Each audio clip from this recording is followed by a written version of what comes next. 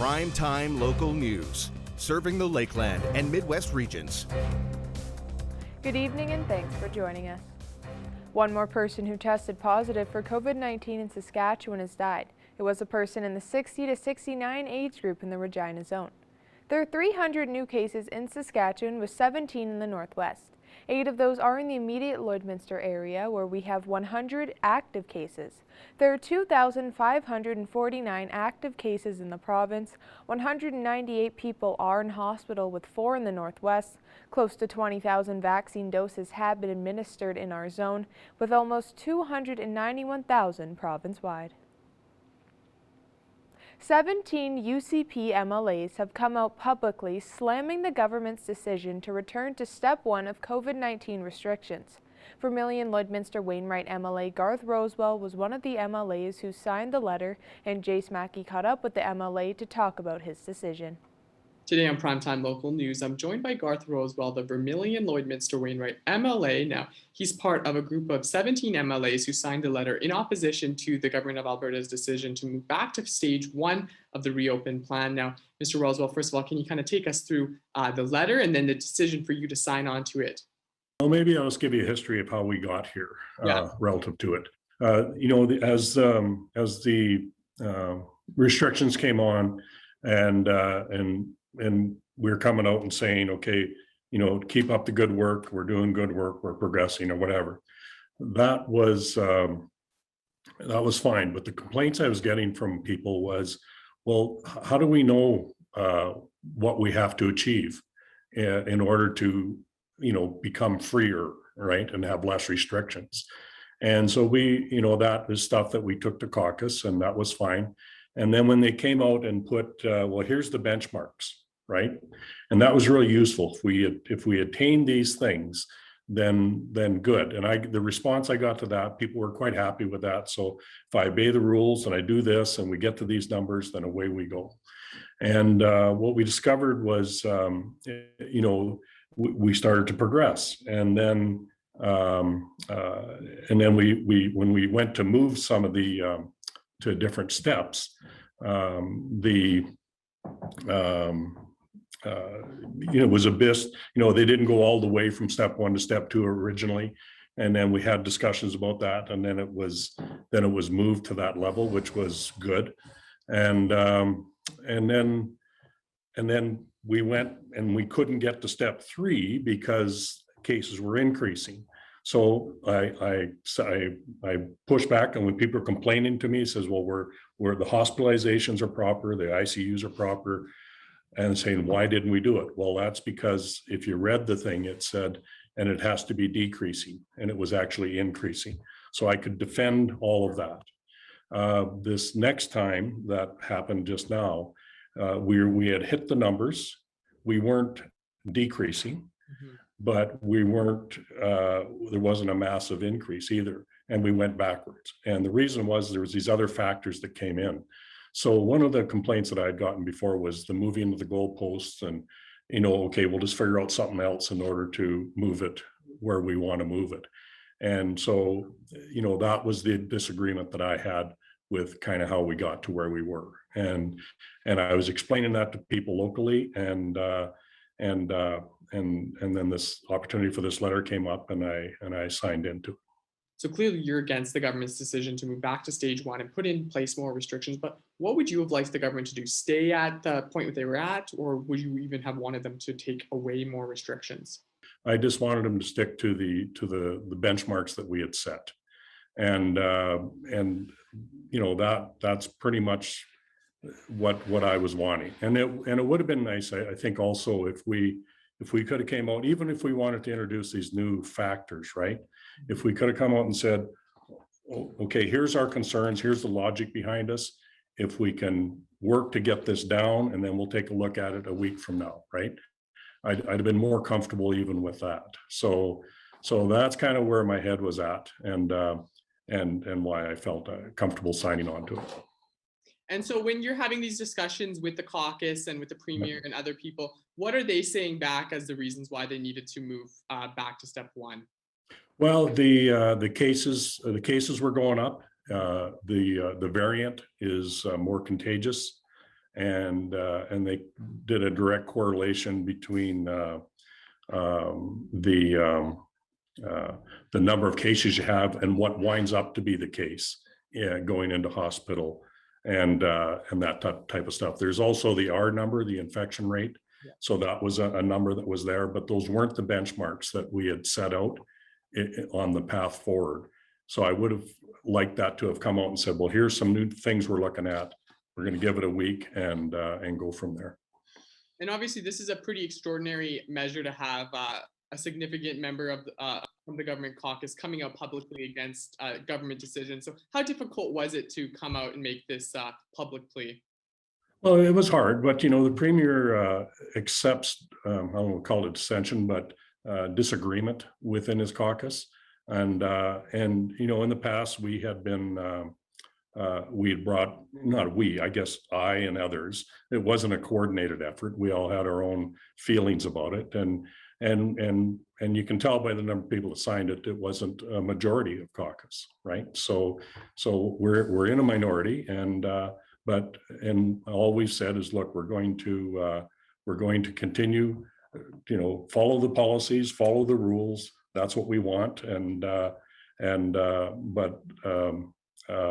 we're going to continue to lobby for the least possible restrictions, and the majority of the caucus feels differently than us. So it's okay to have disagreements. That's what democracy is kind of about. And we advocate or I do, I'll say me, I advocate to follow the rules. Mm-hmm. And we just saw what happened in Vermilion. You probably heard about the outbreak at the Lakeland College. Mm-hmm. And I just got some updated information on that. And that was, it happened because someone didn't follow the rules. And that puts, people that are following the rules really at a disadvantage. So, that's a concern that a lot of people have. So it's good to see that that they're on top of it, and so yeah, we're for following. I'm for following the rules, taking the measures that you need to take to try to limit spread. But if we're going to set benchmarks, we should stay to the benchmarks. The Thorpe Recovery Center and the Lloydminster Region Health Foundation's Project Sunrise are teaming up with the NEST Project to offer mental health programs to local residents. We spoke with the founders of the NEST Project for more details. I am joined here now with Jody Simmons and Carrie Lawrenson, co-founders of the NEST Project. Now, you are offering this new mental health program. So can you just give some background into the creation of this program? Carrie and I launched this, the NEST Project, and a lot of this programming in August, September of last year. And we have been working with educators and caregivers and a vast range of different people in the community. And we decided to approach LRHF and decided to partner with the Thorpe in order to put forth a proposal where we could bring some of this programming to people in the Lloydminster area and surrounding area without the problem of how could they afford it. So we really wanted to remove that barrier for people. And so because of this really generous funding, we can now offer these programs to everyone at no charge, which is really exciting. What type of series and programs will be offered? So we're actually starting out, today is our first session of our first series, which is the practice of mindfulness. So for 3 weeks, we will be looking into the science of mindfulness, lots of different ways that we can practice mindfulness. And so participants are going to be introduced to quite a bit of content in 3 different sessions. And then we're moving into, for May, we're moving into a series called Presence. So this is a blend of mindfulness, of movement, and reflection. So kind of incorporating 3 different areas into one. And that's going to run for 3 weeks again. And then our final session for this little run is in June, and it is choosing joy. So again, we're going to look into some science of the emotion of joy, some different practices that we can implement into our everyday lives to kind of start seeing a little bit of joy in ordinary everyday situations. So those are the 3 that we're starting with. Obviously, this pandemic has had a big effect on our mental health. So is that what kind of drew you to start working with these two groups and offer these different types of series? Oh, absolutely. And we did a fair bit of research before we put forth this application. And yeah, definitely, people are struggling. Young people, elderly people. It's been a tough go. But the truth is that the concept of the Nest project and of these programs started in our minds a couple of years ago. But the pandemic has really shone that spotlight on the need. And so, yeah, we hope that this is helpful for people. And this programming is really preventative in nature or prevention focused, which just means that these are everyday things that people can utilize, whether they're really struggling or whether they're just wanting to enhance their own well-being, and really they're doing quite well. And how has the process been with and the cooperation so far been with the Lloydminster Region Health Foundation and the Thorpe? Oh, we feel really grateful to be able to partner with two such incredible organizations. I think it's been a great collaboration so far, and they've been really supportive of the work that we do within the Nest project. So it seemed like a really suitable fit for all three of us. And yeah, we're really looking forward to working with the residents of Lloydminster and area. And if anyone is looking to take part or register in these programs, where can they do so? So all of the content is listed on the Lloydminster Mental Health website. So the website link is provided for you here, and all of the registration links, content on each program with explanations is listed within there. So definitely a great kind of source for learning more. I just think it's important for people to know. I know we're all, quite busy. Our days are full and it is spring. So all of these sessions will be available as recordings as well. So if you look at the information and you think, oh gosh, that time doesn't work for me, just know that we're more than happy to provide recordings so people can access the information when it works best for them. Awesome. Well, thank you so much for joining me today. Thanks for having us. It's time now for Retrospect. Here's Blake Nath.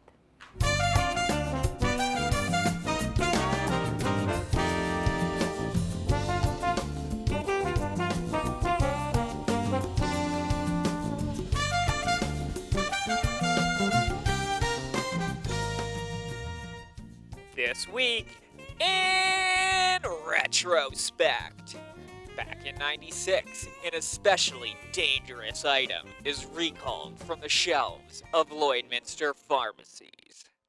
A new pen, which looks like a syringe, has educators and doctors concerned. The pen is filled with a red liquid, and the ink tip is exposed by pushing the plunger on the end. It even has milliliter measurements. The Director of Education for the Lloydminster Public School District, Don Duncan, says if children have the pen, there's a risk they will someday pick up a real used syringe, which in these days could be life-threatening. Duncan also says the writing tool goes against AIDS awareness messages. The television promotions that we've seen for the last few months do an excellent job, I think, in helping children understand the safety precautions that should be taken with the use of syringes or needles that they find lying around. This just flies in the face of that kind of good promotion. A local doctor agrees. Dr. Saeed says it's not good to trivialize a syringe in this day and age of hepatitis B and AIDS. And in 2001, local businesses are rewarded for increasing production of smiles. Service with a Smile was relaunched Tuesday night by the Lloydminster Chamber of Commerce. The program is sponsored by the Chamber to recognize both employees and employers who provide excellent service to customers. We're relying currently on customers to write up nominations when they receive the good customer service from businesses within the Lloydminster area. And now what we've done is expanded the program to allow employers and employees alike to nominate each other. The program also gives a chance for businesses that have their own internal recognition programs to have employees recognized publicly. Customer service is a key element for any organization, whether you're a professional hockey team or whether you have a store, a gas station. Customer service is what separates the winners from the losers. And that's all for this week in retrospect. Retrospect is brought to you by Webb's Machinery. Find New Holland products at Webb's Machinery, your dealer in Vermilion, Vegreville, Lamont, Wainwright, St. Paul, and Consulate.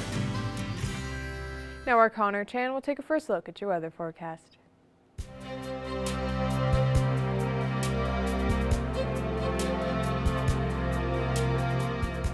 All right, thanks very much, Jasmine. Looking outside right now, pretty sunny and clear for most part of the day. It is a little windy though, so it does feel a little bit cooler out there today, but 6 degrees is the daytime high that we're seeing right now, so it does feel a little bit cooler. As I mentioned, with that winds, as we see them coming in from the north at just over 20 kilometers an hour, so it does feel a little bit more around that 2 to 1 degree mark right now. Now, as we look to other temperatures in the area, the wind's still picking up in some of these areas as well, kind of the same that we're seeing right here, but it's 5 in Vegreville as well as up in Bonnyville and Lac La Biche and Cold Lake, 6 degrees up in St. Paul and Pierceland. Vermilion also sitting at 6. 7s we see here in Wainwright as well as in Macklin and Maidstone. 6 degrees also for North Battleford. 5 also we see in Green Lake, and a little bit cooler up in Isle La Crosse at 3 degrees. Here's a look at the satellite radar map right now. Not a lot of activity in the immediate Lakeland areas. We could see some of the activity mostly in the southern parts of Alberta as well as in Saskatchewan as well, as it could making its way, a system could make its way from east to west actually. Normally we see that going from west to east, but this time around it is going to be more so coming in from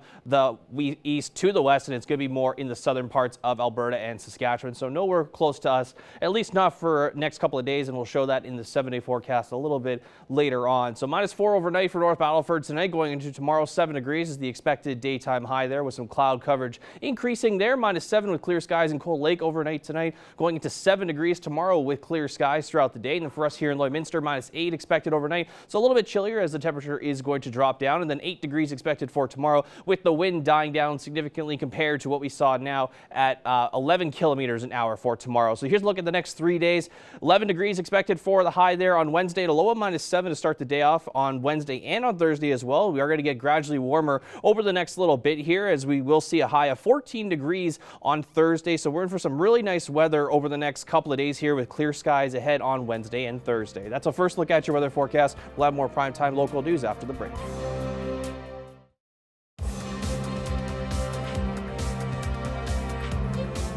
The final day for NHL teams to bolster their roster was today. The NHL trade deadline wrapped up at 1 p.m. Mountain Time, with dozens of players were traded. Evan Kenny and Eric Bay have more. Well, 1 p.m. our time was the end of the NHL's trade deadline. Lots of deals to talk about today. Joining me to break them all down is Eric Bay. Eric, thanks for taking this time. Yeah, a pretty active day overall, when we really weren't sure what we were going to see today. No, for sure. Just between the flat salary cap this season and obviously it being a COVID-19 season, you know, where players have to quarantine when going between teams, we weren't sure how, who or how these trades would work out, but we did see some big names going, Eric. Probably the #1 guy on trade bait lists this season was Taylor Hall. He was kind of that #1 forward, as he is a pending UFA come this summer. And Eric, Taylor Hall and Curtis Lazar go from the Buffalo Sabres to the Boston Bruins for Anders Bjork and a second-round pick. Just what are your thoughts in general about this, and what are the Bruins really getting this in Taylor Hall?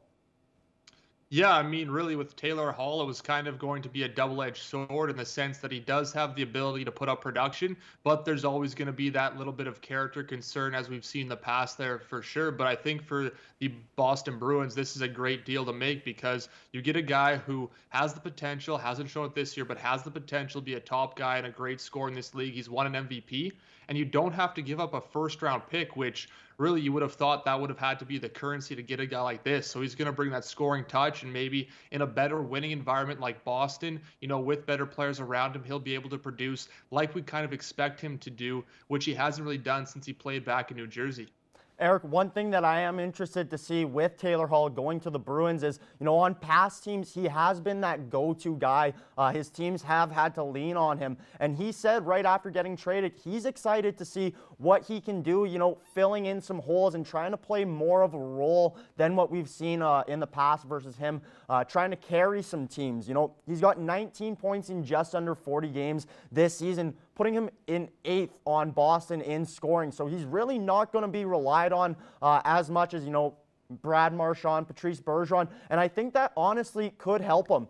like you said, Buffalo did not get a first-round pick for him, and I'm very surprised about that. Do you think Buffalo actually got enough in return for Taylor Hall?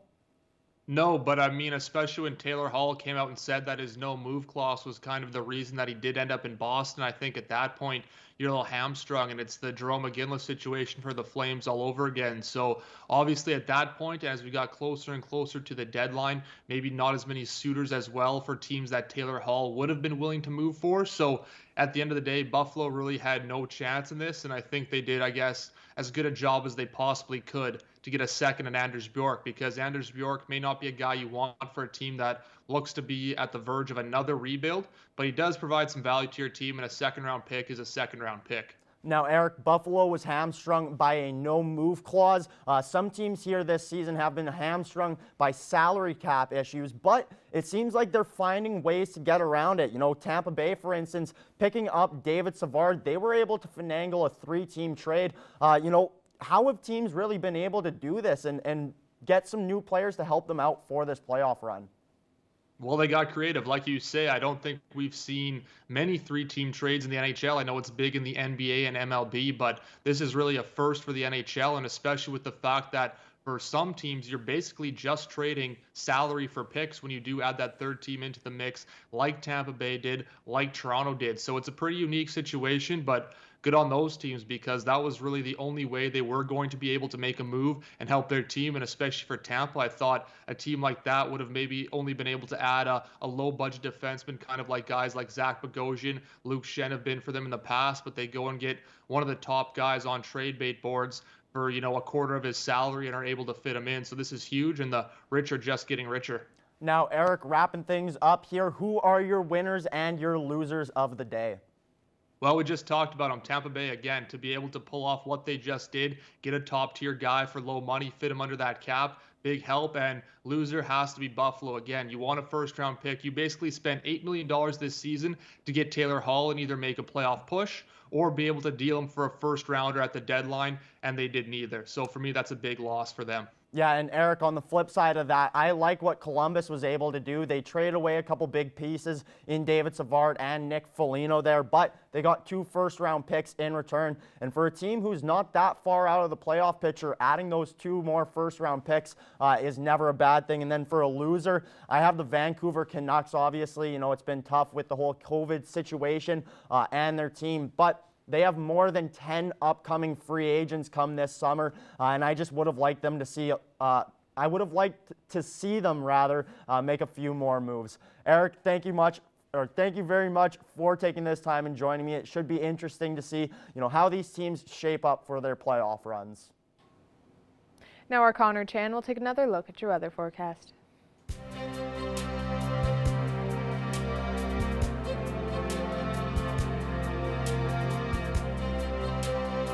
All right, thanks very much there, Jasmine. As we take a look here right now, temperature is still sitting around that 6-degree mark right now. As we see up into Edmonton, we're seeing 3 degrees there for Athabasca as well. 4 degrees in Edson as well as in Whitecourt. We see -1 in Rocky Mountain House, -5 degrees, in Jasper. Not -5, it was +5 there for Jasper there. Taking a look to Saskatchewan, 6 degrees in Meadow Lake as well as in North Battleford, 4 degrees in Saskatoon, 5 for Prince Albert, and 0 degrees in Melford right now. Now as we look up to northern Saskatchewan and Alberta, that's still fairly chilly for the most part, with 2 degrees in the Loche and Buffalo Narrows, 3 for Lorange, 1 degree up in Flin Flon, -2 for Wollaston Lake, -6 in Uranium City, and -4 in Stony Rapids. So they're still in those minus temperatures there, as well as some areas in northern Alberta. Fort Chipewyan sitting at -5, -1 in High Level, 1 degree for Fort McMurray today, 3 degrees in Slave Lake currently, with 4 in Peace River and 6 in Grand Prairie. Now taking a look to the usually warm southern Alberta and Saskatchewan. That's not the case today. They're a little bit milder than we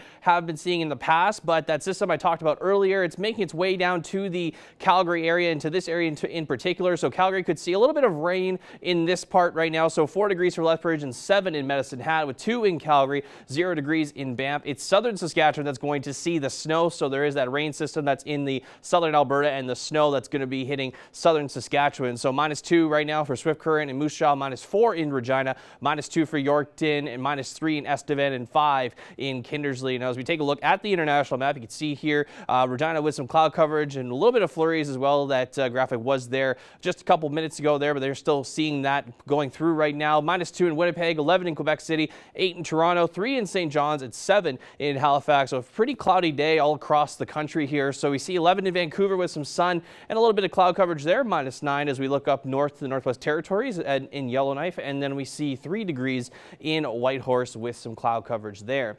Now, as we take a look for tomorrow, we are going to see kind of similar temperatures to what we saw today, but not as heavy winds. We are going to drop down in the wind department there by a little bit. So we're going to see around 11 kilometer-an-hour winds tomorrow. So 8 degrees is expected for us here in Lloydminster tomorrow, as well as in Wainwright, up in Bonnyville and Cold Lake and Pearson. We'll see that as well. And 7 in Marwayne and St. Paul, with 7s also we'll see in Maidstone and North Battleford as well. Now, as we take a look here to the next 7 days, we are going to warm up a little bit as we're gradually warm up over the week here. So 11 on Wednesday, 14 on Thursday, with 18 degrees on Friday. A nice 20-degree weekend. We won't have a lot of sun, but we will have mostly cloud coverage there because that could translate into some rain for us here on Sunday with that high of 14 degrees. We are getting have a warmer morning there on Sunday at 4 degrees. And then by this time next Monday, we will see a daytime high there of 11 degrees with a low there of -4. So we're kind of in the averages for our minuses in our daytime lows there. Now, that is a look at your 7-day forecast. We'll have more primetime local news coming up after the break.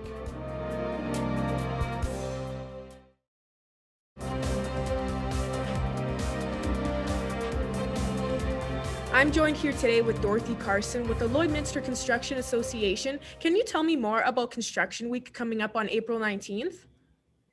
Yeah, I sure can. So the Lloydminster Construction Association has decided this year to take part in the Saskatchewan Construction Week. It's been happening in Saskatchewan for about 4 years now. Usually at this time, we're preparing for our Triatrade, which has been postponed yet again. So we thought instead of this would be provide us with a great way of promoting the construction industry in Lloydminster the week of April 19th to 23rd.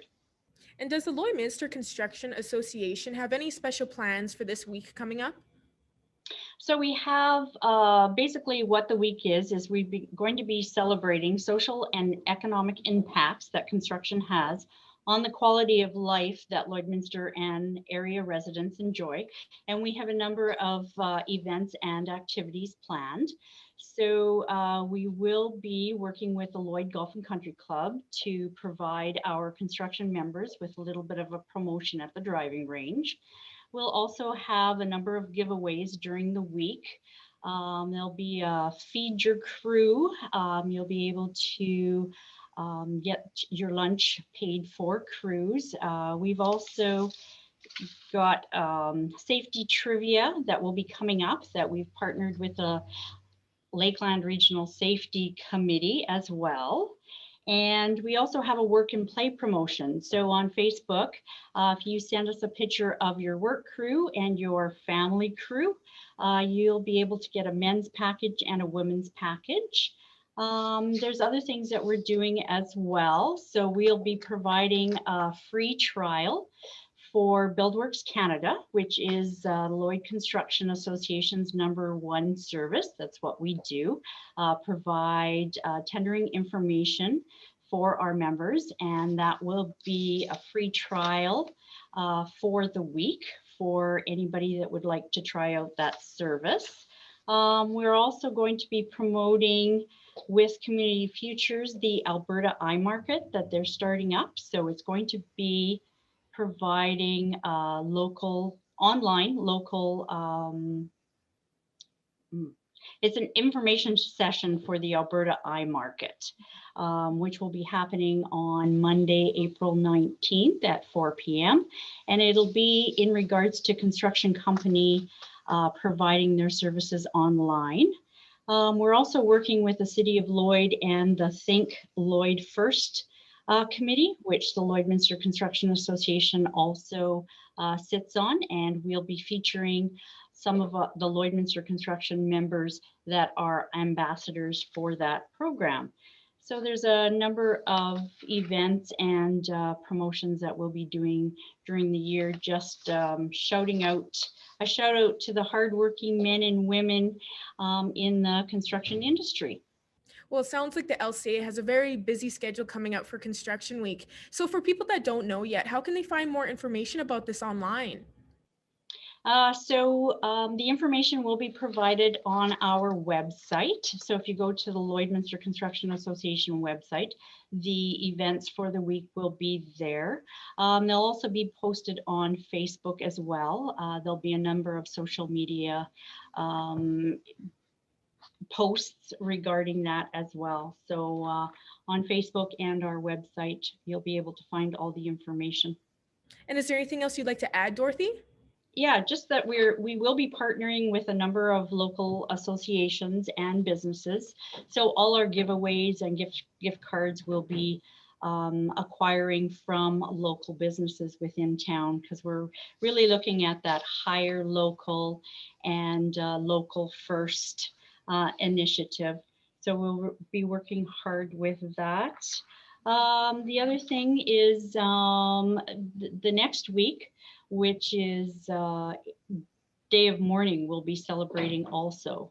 So on Wednesday, April 28th at 11 o'clock, we'd like everybody to take a moment just to remember some of the people that have been injured or have died in a worksite accident on that National Day of Mourning. Thank you so much for joining me today. You're welcome. Give me a wraparound porch swing, swinging 5-acre pond with a night crawler sinking, girl in my hand and the other one drinking that Bud Light. Yeah, that's my kind of money. I'm good with what. I'm very pleased to be joined with here today on Primetime Local News with Canadian country artist Brett Kissel, and we're talking about his new album that came out this past Friday, and the album's called What Is Life? So Brett, from what I understand, the album is about, your own reflection on your personal life there. So talk about that meaning behind creating the album and the rest of the creation process with it. Oh, without question. I'm so proud of this record because a lot of self-reflection did go into it. There's no denying that it's a very artistic process, and any artist that you speak to is going to talk about diving deep and trying to, peel away a couple of layers with every project that comes about. But with this one in particular, Connor, I was so happy to get an opportunity to let inspiration be my guide and maybe lead a little bit more with my heart than to be hit driven. And so what I mean by that is every decision that I've made in the past in terms of song selection and how I create my records, I was just chasing radio. I was chasing what was going to sound the best. And if it was me, great. If not, I'll just find a song. If it sounds good, that's all that matters. Whereas now there was a lot more integrity and maybe a much deeper thought process that went into the selection of the material that is a part of this very, very important record for me. What are some songs on this album that really stand out to you and that you're most proud of on this? There's a bunch of songs that, I'm very proud of, that I can hang my cowboy hat on and say that, these songs are very authentic. These songs are meaningful to me. You look at my very first record, started with a song, and what that did for Canadian country music, what it did for me, being able to truly go out and play those songs night after night, songs that I still play today, like Started With a Song or 3-2-1 or Tough Times Don't Last, Tough People Do. Then as every record came about and I progressed in my career, I played to more people. I had an opportunity to travel more. I had an opportunity to use my platform for other songs and other causes, like my track, I Didn't Fall in Love with Your Hair. That was a follow-up to the #1 Airwaves. Hair was a very important song because it talked about cancer. And I was dipping my toes into the waters of, meaningful topics. And only in country music can you get away with singing a song that, could be maybe that sad or a topic that no one really wants to touch. However, I was able to do it. It was a song like that that gave me a lot of confidence going into a record like this. This new era, I'm calling it, What Is Life, where I can be very reflective. I can talk about consistent themes of celebration and gratitude and appreciation. being able to do that and have the courage to write these songs or talk about a lot of the topics in this record, I don't think I had the courage to do that early on in my career, but I'm grateful I've got the songs to, I guess, lean on that is going to send me into this new direction now in this new era. Now, you're also a Juno nominee for this year for Single of the Year with your song Drink About Me. Now, how does it feel to know that your single is going up against big names like Justin Bieber and The Weeknd, just to name a few there? Well, I don't think it feels real for me yet. I don't think it'll ever feel real for me. And I don't think it feels real for my family either. Because you got to think about this. I mean, I've spent so much time in Lloydminster. There are a lot of people in the area that know me from Neilburg, Saskatchewan, all the way to North Battleford. And I don't know, Kit, Scotty, and Manville, and the list goes on, everybody in that area. So I feel like I'm so normal. I'm just a kid who grew up on a farm that plays country music, and that's it. Now I'm a dad. Now I'm a husband. That's it. So to think from this outside view that my song Drink About Me is beside Justin Bieber, The Weeknd, a massive hit in JP Sachs' If the World Was Ending, and obviously Lennon Stella, who's a great friend, that's not real to me. That's crazy to me. Now, kind of backtracking a little bit, you did do some drive-in concerts in Edmonton a year ago or so. So talk about any future plans for potentially having another one maybe, because it was really successful the first time. So is there a plan to maybe do a second show like that? Man, my wheels are spinning about, a way to bring everybody together and let country music do what it's supposed to do. What was supposed to be just, as you mentioned, a little drive-in show turned out to be this phenomenon that went across Canada. We did 8 shows, sold them out in an hour in Edmonton, and had almost 10,000 people come out and experience these shows. We did 24 more shows across Canada. We raised $250,000. Like, it became something I would have never expected. So I don't know what the next big idea is going to be. I've been asked by many different provinces and many different organizations to do drive-in shows, but I'm thinking about maybe doing something in a different way. So I've had great conversations with AHS, had great conversations, with the government of Alberta about figuring out a way to do something really special and really unique. And I'm going to tell you right now, I am so happy to hear that a lot of the big festivals across Canada are figuring out a way to bring people in to enjoy live entertainment, because we need it. There's no denying. Like, I'm not going to tell you that my music is a cure for this or a cure for that, but I know it's a great distraction. So if you put together a bunch of great acts on a festival stage, hey, we're going to turn what was it on Walk Hard, the Dewey Cox story with John C. Reilly. We're going to turn your bad feelings into good feelings if you come on out and enjoy a concert. So we just need one of those right away. Brett, I really appreciate your time. Thank you very much for joining us today. The album, What Is Life, is out available on all major streaming platforms to listen. You can also buy it on all major music platforms as well. Brett, thanks so much for joining us today. Really appreciate your time. My pleasure. Thank you, Connor. I appreciate it greatly. And I hope you have not only just a great day, but a great year. Congratulations on your gig working in Lloyd. And I can't wait to be talking with you when you're the next Peter Mansbridge or Lisa LaFlamme, or you're working for the Oilers and I'm doing an anthem and you're there. I can't wait.